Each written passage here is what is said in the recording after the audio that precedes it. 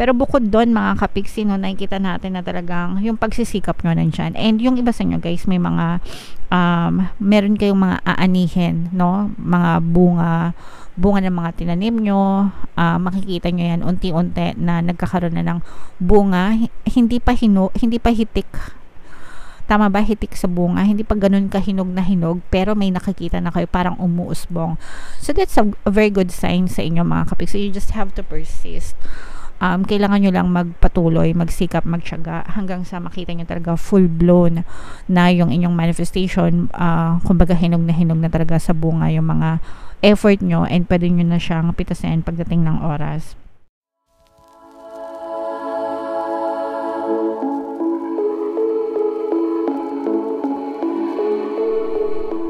Hello guys, hello Gemini. Welcome back to Pinoy Pixie Tarot. Ang pamagat ng ating episode for tonight is Full Moon Kapalaran para ngayong September to October para sa Gemini, Sun, Moon, Rising Sign, and Venus.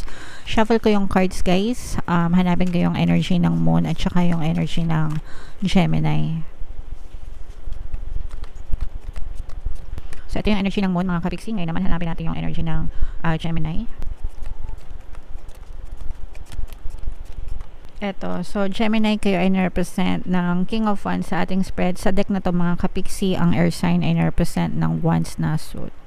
So ito yung combination guys ng positive and negative energy. General reading lang, pwede mag-resonate, pwedeng hindi. Yung full moon guys ngayong September ay sa September 28. Tapos yung next na full moon naman ay sa September 29, tapos October 28 next month. So ang reading na to ay para sa period na yan. And ang pangalan ng ating full moon ngayong season na to ay corn moon or harvest moon mga kapiksi. Alright? So for some of you guys, meron ding feminine energy ng air sign, Aquarius, Gemini, Libra. For some of you, you may also be dealing with another air sign sa buhay nyo. For some of you guys, no, on the negative side, unahin natin negative, pero guys, ito'y puro positive, no. Ang nakikita lang natin negative dito is parang nagkakaroon kayo ng conflicting thoughts. Parang pag sinabing conflicting thoughts, parang nagtatalo yung isip nyo kasi there's something that you want to do, pero parang nag-iisip pa kayo, parang ibig sabihin pinag-iisipan nyo pa kung gagawin nyo talaga or hindi yung bagay na gusto nyong gawin. This is something that you love to do mga kapiksi. This is something that you've been longing to do. Parang gustong-gusto nyo siyang gawin matagal na, pero parang hindi nyo magawa for some reason. Tapos parang may mga agam-agam kayo, may mga what ifs kayo. What if hindi maging okay? What if hindi maging successful? What if mag-fail? What if walang sumuporta? What if ganito, ganyan. So may mga ganun kayong conflicting thoughts, no? Yun yung pinagtatalunan ng isip nyo mga kapiksi. Alright? And parang yung iba sa nyo, I'm also sensing na parang na-impluensyahan din kayo ng ibang tao, na parang nakadagdag din ng impluensya sa inyong pagdidesisyon. Okay lang naman guys na magtanong, maghanap ng recommendation, suggestion, diba? Sa ibang tao kasi baka may perspective sila na hindi nyo nakikita. But at the end of the day, kayo pa rin yung magdedesisyon para sa sarili nyo kung ano yung feeling nyo na makakabuti sa inyo, and kung ano yung, alam nyo yun, kung saan kayo masaya, diba? You just have to make it work. Hindi nyo naman agad-agad malalaman yung resulta kapag hindi nyo sinubukan. And you don't have to take the whole staircase. Palagi ko yung sinasabi sa inyo, just take one step at a time. Wag yung big time agad, diba? Kasi sometimes, yung nagmamadali tayo, yung big time agad, gusto agad natin makakita ng resulta, doon na tayo nagfi-fail na parang, this is not working, I'm not seeing results, hindi ako nakakita ng resulta, hindi ito gumagana, ayoko na, stop na ako. So, that's why a lot of people fail mga kapiksi. Pero if you just take one step at a time, magiging ma-okay din ang lahat, and sabayan nyo ng positibong mental diet. Okay lang to, I'm progressing, unti-unti lang makakarating din ako sa paroroonan ko. Dapat ganun yung mindset mga kapiksi. At saka i-share ko lang, no, yung quotes na narinig ko.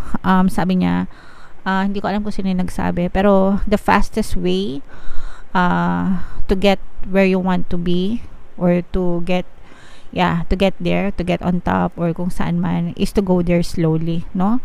Ibig sabihin, one step at a time, hindi yan minamadali. Kaya nga meron tayong kasabihan na ang tumatakbo ng matulin kung matinik ay malalim. Kasi yung mga nagmamadali, di ba, gusto may resulta agad, gusto nandiyan agad, sometimes they are bound to fail kasi hindi sila parang basta nagmamadali sila masyado, di ba, na wala lang makitang result, ayaw na agad. So yeah, kaya nagfa-fail. Pero bukod doon mga kapiksi, no, nakikita natin na talagang yung pagsisikap nyo nandyan. And yung iba sa inyo guys, may mga meron kayong mga aanihin, no, mga bunga ng mga tinanim nyo. Makikita nyo yan unti-unti na nagkakaroon na ng bunga, hindi pa hitik. Tama ba? Hitik sa bunga. Hindi pa ganun kahinog na hinog, pero may nakikita na kayo parang umuusbong. So that's a very good sign sa inyo mga kapik. So you just have to persist. Kailangan nyo lang magpatuloy, magsikap, magtiyaga hanggang sa makita nyo talaga full-blown na yung inyong manifestation.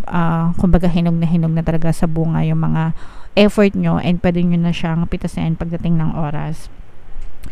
When it comes to relationship mga kapiksi, whether romantic to or non-romantic, may magpaparamdam sa inyo, may magbabalik, no? Hindi ko alam kung maganda yan for you.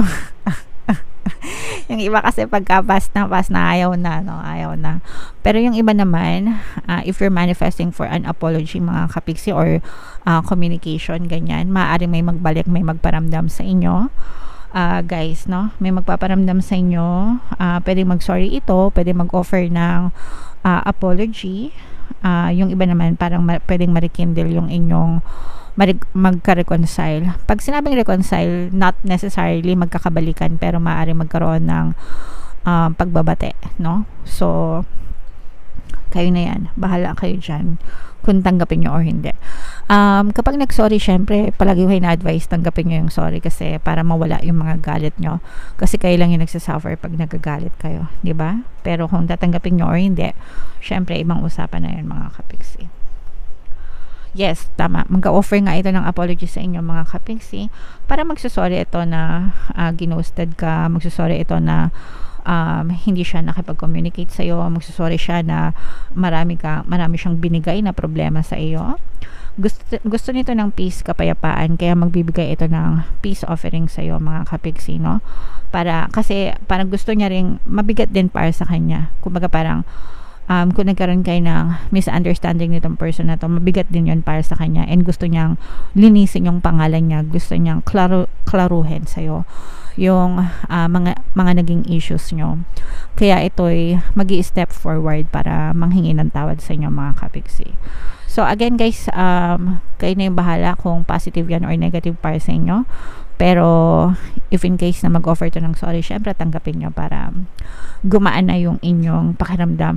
Kung kayo ay nagmamanifest nito guys, no, talagang gusto nyo kumontak sila sa iyo and mag-sorry, if nakaka-resonate kayo, pwede nyo pakinggan guys yung ating mga subliminal, pampakonsensya, pampakontak, subliminal, pampabalisa, no?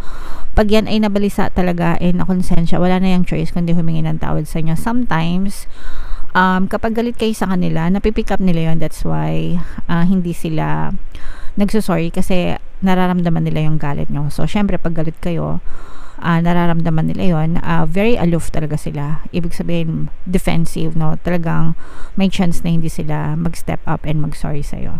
Pero, pag pinatawad mo na sila sa isip mo, tapos, you're very compassionate, ganyan, tapos palagi yung pinapakinggan yung mga subliminals, mag-step up talaga yan para humingi ng tawad sa inyo mga kapiksi. Okay? Alright. And for some of you guys, may mga may mga good news kayo na maririnig din pagdating sa kaperahan naman. Yung iba, parang feeling ko may mga ine-expect kayo na perang dadating. Comment down below guys if naka-resonate kayo dyan. Parang meron kayong ine-expect na perang dadating. So kung meron man kayo ine-expect, it's already on its way. I-affirm nyo na, i-confirm nyo na mga kapiksi para talagang dumating yan sa buhay nyo. Alright? Okay, so yung mga positive statements dito guys, i-affirm nyo na, no? Or i-mind nyo na sa comment section. Mind, ano ba? Yung mga apologies, mind, no opportunities, ganyan. So, i-mind nyo na para maramdaman nyo talaga sa full moon season. Alright? So, comment down below, Gemini, if naka-resonate kayo dyan. Tingnan natin tong additional na mensahe para sa inyo gamit itong deck na to. Habang sinashuffle ko to guys, panoorin nyo muna tong video natin regarding sa ating paano mag-manifest ng abundance video course. Kapiksi, sawa ka na ba sa mga struggles at hirap sa buhay mo? Masipag ka ba at masikap sa buhay ngunit hindi ka pa rin umaasenso? Ilang beses ka na bang nag-attempt magnegosyo at mag-invest pero palagi ka pa rin nalulugi? Sa pagkakataon na ito ay maaaring may subconscious beliefs ka na nagiging balakid sa iyong pag-unlad at pagyaman. Introducing, paano mag-manifest ng abundance video course. Dito ay matututunan mong ma-overcome ang mga balakid mo para tuluyan ka ng umunlad, umasenso, sumagana, maging matagumpay, successful at maswerte sa iyong kabuhayan, pera, trabaho, negosyo, salapi at kaperahan ng bonggang-bongga. Dali, mag-send na ng email sa pinoypixitaro@gmail.com at simulan na ang iyong pagyaman ngayon. Alright, so mag-avail ka na ng course Kapiksi, sobrang ganda talaga niyan, and kapag natutunan nyo yung course, magbabago talaga yung takbo ng buhay nyo, guys. Magbibigay din ako ng 1 free pampaswerte subliminal until September 30. So mag-avail na kayo mga Kapiksi. Meron din tayong email coaching, guys, manifest your desires using the law of attraction. If meron kayong mga specific na gusto nyong i-manifest, pwedeng love and relationship, guys, pwedeng money or career, pwede kayong magpabook ng email coaching session with me. Mag-send lang kayo, guys, ng email sa pinoypixitaro@gmail.com. Sobrang ganda ng message para sa inyo, guys. Don't, close up natin yan. Don't let your past hold you back, mga Kapiksi. So, yung past nyo, no, yung mga negative circumstances, yung mga attachment nyo sa nakaraan, it's time to let them go, mga Kapiksi, and move on, move forward, okay? Kasi, kailangan nating i-let go yun, kailangan nating i-release yun. If feeling mo, especially, guys, if feeling nyo na stuck kayo, walang progress yung buhay nyo, naging stagnant, ganyan, whether sa love man yan or sa kabuhayan in general, mga Kapiksi, more often than not, yung pagkakastuck nyo sa nakaraan, yun yung reason kung bakit hindi kayo umuunlad, umaasenso. So you have to let them go and you have to create a new story in your head, mga Kapiksi, para magbago yung takbo ng buhay nyo. So, you have to release the past, mga Kapiksi. Attune to the moon, I release the past. I-comment nyo yan sa baba, mga Kapiksi, lalo na yung mga negative, no? Yung mga negative circumstances. I-comment nyo yan sa baba, I release the past, I let go of the past. Okay? Para talagang makadetach kayo sa mga negative circumstances sa buhay nyo ng nakaraan, mga Kapiksi. Alright? A relationship is karmic and has played out across many lifetimes. Yun yung sinasabi natin kanina, na kailangan magkaroon ng forgiveness, no? Ito, especially itong magpaparamdam sa inyo, sabi ko mag-o-offer ng apology, mga Kapiksi, kailangan talaga magkaroon ng forgiveness dyan para ma-release nyo, ma-let go nyo, no, yung past, and hindi na siya maging karmic, para hindi nyo na ma-experience yung negative na circumstances na yon sa susunod nyo pang lifetime. Kailangan maputol na, so kailangan talaga ng forgiveness, mga Kapiksi. Alright? For some of you, your attraction to someone, no, maybe verging on the obsessive. Baka masyado ka na na-obsess dyan sa tao na yan, guys. Okay lang na ma-obsess kayo sa sarili nyo because it's yourself, pero yung ma-obsess kayo sa ibang tao, medyo tanongin nyo din yung sarili nyo, worth it ba yung pinagkaka-obsessan nyo? Baka naman kasi na-obsess kayo sa kanila pero hindi naman sila worth it, diba? Sayang yung energy nyo. I mean, dapat you're giving yourself the best, diba? Even sa relationship. Kayo yan buhay nyo yan, it's your reality. So why would you allow somebody na, diba? I mean, don't settle for anything less, mga Kapiksi. Don't settle for breadcrumbs, okay? There are a lot of fishes in the ocean. Marami pang lalaki, marami pang babae sa mundo. Somebody na mamahalin ka ng buong buo, ipagkakalob sa'yo lahat, diba? So, bakit ka magtsatsaga dun sa taong paulit-ulit kasi nasaktan, niloloko? I mean, you get what I'm saying, mga Kapiksi. So, yeah. Pero, syempre, love life nyo yan. Kayo pa rin masusunod dyan. Pero wag na kayo masyado magpa-obsess, guys, no? Make sure na you put yourself first, okay? And yeah, so yan yung mga messages para sa inyo, guys, and comment down below, Gemini, if naka-resonate kayo sa mensahe para sa inyo. And eto, guys, yung ating 2024 pick a card version, no? Kung hindi nyo pa napapanood, panoorin nyo na, super nice, super ganda. And eto naman yung ating success stories ng paano mag-manifest ng abundance video course. Thank you for liking, sharing, and subscribing, mga Kapiksi, and see you again next time. I love you all, guys. Have a nice day. Bye-bye.